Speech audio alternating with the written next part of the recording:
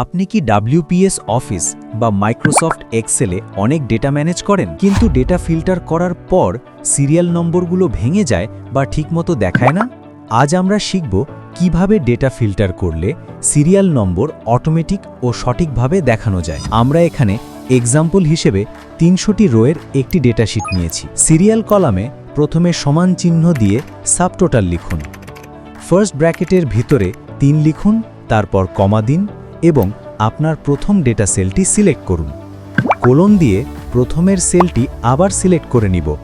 এখানে F4 button চেপে প্রথম সেলটি লক করে নিন।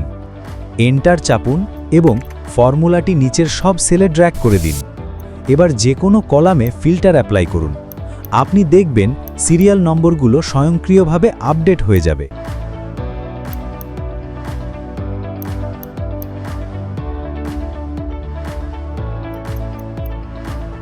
মূল্যবান সময় নিয়ে ভিডিওটি দেখার জন্য অসংখ্য ধন্যবাদ।